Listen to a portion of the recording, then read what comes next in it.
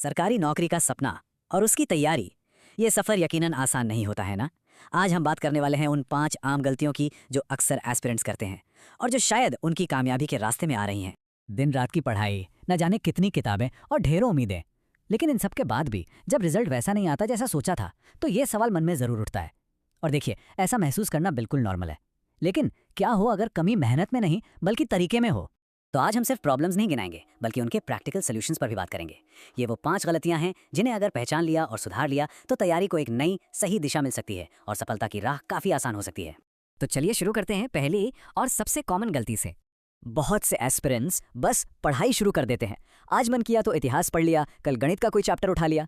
सोचिए, ये तो ऐसा है जैसे बिना मैप के ही किसी लंबे सफर पे निकल पड़ो। मेहनत तो बहुत होगी, लेकिन मंजिल मिलेगी या नहीं कोई गारंटी नहीं, और समय वो तो बर्बाद होगा ही। ये आवाज़, ये सवाल लगभग हर एस्पिरेंट के मन में आता है। जब सिलेबस इतना बड़ा हो और कोई प्लान ही ना हो तो कन्फ्यूजन और स्ट्रेस होना तो लाजमी है, और इसी उलझन में जो कीमती वक्त होता है वो हाथ से निकल जाता है। तो इसका हल क्या है? देखिए, प्रॉब्लम की जड़ है रैंडमली कुछ भी उठा के पढ़ने लगना। इसका सीधा साधा सोल्यूशन है एक सॉलिड टाइम टेबल बनाना। हर दिन और हर हफ्ते का प्लान बनाइए। बड़े बड़े लक्ष्यों की जगह छोटे डेली टारगेट सेट कीजिए जो पूरे हो सकें। इससे ना सिर्फ पढ़ाई को एक दिशा मिलेगी बल्कि रोज रोज कॉन्फिडेंस भी बढ़ेगा। चलिए अब आते हैं दूसरी गलती पर, और ये गलती पहले वाली से ही काफ़ी हद तक जुड़ी हुई है। कई स्टूडेंट्स बस सिलेबस पूरा करने की दौड़ में लगे रहते हैं। उन्हें लगता है कि बस एक बार पूरा सिलेबस कवर हो जाए तो एग्जाम में कुछ भी बाहर से नहीं आएगा। लेकिन इस चक्कर में वो एक बहुत ज़रूरी चीज़ भूल जाते हैं, और वो है एग्जाम का पैटर्न और सवालों का लेवल समझना। ये एक बहुत बड़ा ट्रैप है जिसमें बहुत लोग फंसते हैं। ये कल या बाद में कभी आता ही नहीं।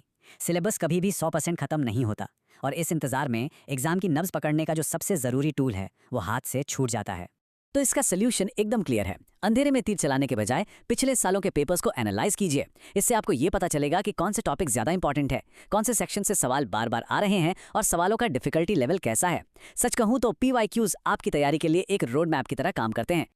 और अब बात करते हैं तीसरी गलती की, जो आपकी की हुई सारी मेहनत पर पानी फेर सकती है। ये तो होता ही है ना। हम आगे का पढ़ते जाते हैं और पीछे का साफ होता जाता है। ये एक नेचुरल प्रोसेस है। अगर पढ़े हुए टॉपिक्स को टाइम टू टाइम रिवाइज नहीं किया तो वो ज्ञान दिमाग में टिकेगा नहीं। फिर एग्जाम के दिन ऐसा लगेगा कि ये पढ़ा तो था पर ठीक से कुछ भी याद नहीं आएगा, और ये एहसास बहुत फ्रस्ट्रेटिंग होता है ना। ये सीधा सीधा रिविजन की कमी का नतीजा है। जो समय और एनर्जी लगाकर कोई टॉपिक पढ़ा गया था वो सब बेकार हो जाता है अगर उसे वक्त पर याद ही ना किया जा सके। तो ये जो पढ़ो और भूलो वाली साइकिल है ना, इसे तोड़ने का बस एक ही तरीका है, रेगुलर रिविजन। लास्ट मिनट पर रट्टा मारने की बजाय हर रोज या हर हफ्ते रिवीजन के लिए एक फिक्स टाइम निकालिए। इसे अपनी पढ़ाई की आदत का एक हिस्सा बनाना बहुत जरूरी है। आगे बढ़ते हैं चौथी और एक और बहुत ही कॉमन गलती के तरफ। कई एस्पिरेंट्स मॉक टेस्ट देने से डरते हैं, कतराते हैं।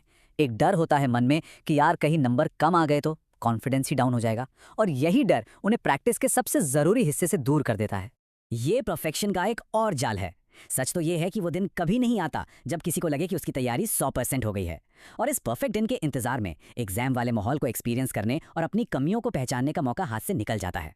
देखिए, मॉक टेस्ट को एक जज की तरह नहीं बल्कि एक आईने की तरह देखना चाहिए। इसका मकसद आपकी कमियों को बताना है ताकि उन पर काम किया जा सके। मॉक टेस्ट से ही तो टाइम मैनेजमेंट सुधरता है और असली एग्जाम के प्रेशर को हैंडल करने की प्रैक्टिस होती है। और अब आते हैं पांचवी और आखिरी गलती पर, जिसे अक्सर सबसे ज्यादा नजरअंदाज किया जाता है, लेकिन शायद ये सबसे ज्यादा नुकसान पहुंचा सकती है। ये एक बहुत बड़ी गलतफहमी है कि कामयाबी के लिए नींद, खाना पीना और आराम सब कुछ छोड़ना पड़ता है। लगातार घंटों पढ़ते रहना और अपनी हेल्थ को इग्नोर करना, ये रास्ता सफलता की ओर नहीं बल्कि बर्नआउट की ओर ले जाता है। ये सोच ये बहुत खतरनाक साबित हो सकती है। एक थका हुआ दिमाग ना तो नई चीजें ठीक से सीख सकता है और ना ही पढ़ी हुई चीजें याद रख सकता है। याद रखिए, ये तैयारी एक मैराथन है, कोई 100 मीटर की दौड़ नहीं। इसका सीधा सा उपाय है बैलेंस।